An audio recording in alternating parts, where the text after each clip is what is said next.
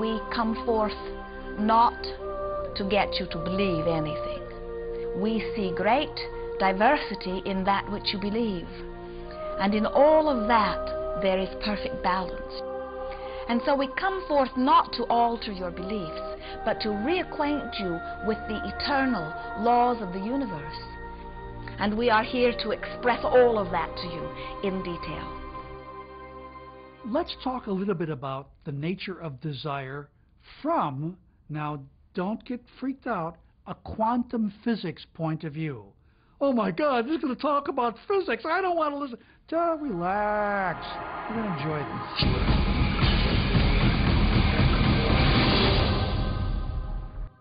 When we look around us, even at our own bodies, what we see is the tip of the iceberg. We could say the classical tip of an immense quantum mechanical iceberg. Everything in the universe is energy.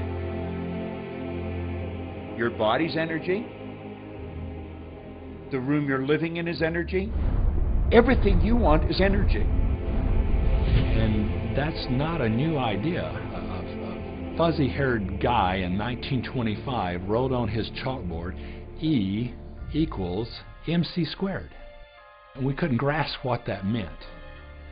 What that says is on one side of the equation is mass and light and everything that we perceive, but it all equals energy.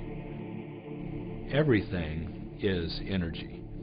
And let me help you understand that just a little bit. There's the universe, of course, and our galaxy, and our planet, and then individuals, and then inside of this body are organ systems, and then there's cells, and then there's molecules, and then there's atoms, and then there is energy.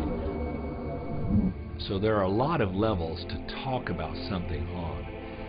But when you get down to it, everything is energy. There's enough energy sitting in there, in one atom, to do amazing things, to possibly even open up the doorways to lighting an entire city. Think of this for a moment. Take your hand and look at it. Now your hand looks solid, but it's really not. If you put it under a proper microscope, you'd see a mass of energy vibrating. And so everything is made up of the exact same thing, whether it's your hand, whether it's the ocean, or whether it's a star. The colored paper with ink on it is not money. It's just energy. And so part of the illusion that we're living in is that, these things are solid. They're not solid. Neither is a piece of wood, neither is a rock. Get the proper microscope and go and look at a wall. That wall is not solid. That wall is a mass of energy in a very high speed of vibration. It feels solid because of the vibration, the rate at which the molecules are vibrating. Everything in the universe vibrates. In other words, everything moves. We live in an ocean of motion. You are vibrational beings in a vibrational universe. Many people are not yet ready to acknowledge that they are vibrational. They prefer to see themselves as blood and bone specimens that they see in the mirror. And we want to remind you that everything that you observe with your physical senses is vibrational interpretation. In other words, you hear because your ears translate vibration. You see because your eyes translate vibration. You smell because your nose translates vibration.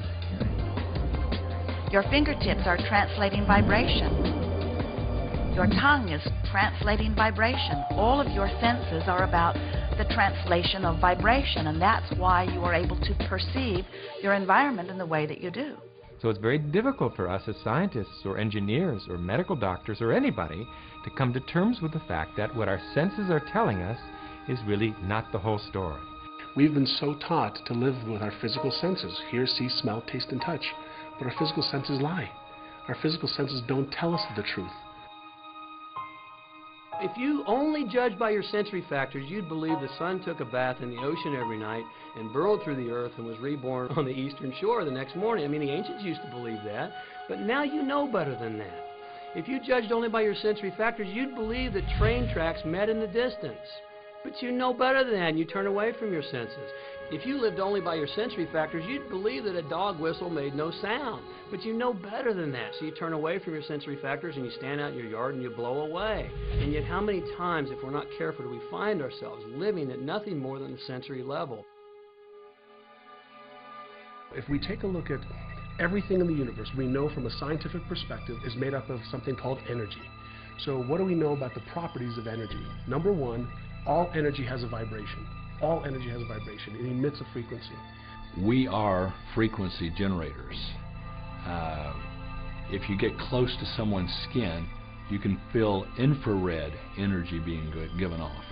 If you look at them, you're seeing light energy given off. We now have scans where you can put a machine around somebody's head instead of putting the electrodes on their head, and perceive and record the energy that their brain is giving off. The most potent form of energy, by the way, is thought. It penetrates all space and all time. Every thought has a frequency. We can measure a thought. What most people don't understand is a thought has a biochemical and bioelectrical property. Every thought, which means it has a frequency. And so if you're thinking that thought over and over and over again, or if you're imagining in your mind, okay, having that brand new car, having the money that you need, building that company, finding your soulmate, if you imagine what that looks like, you're emitting that frequency on a consistent basis.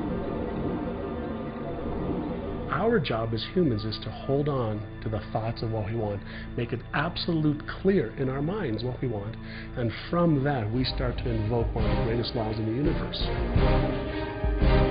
You've probably been sitting there wondering, what is the secret? I'll tell you how I have come to understand it.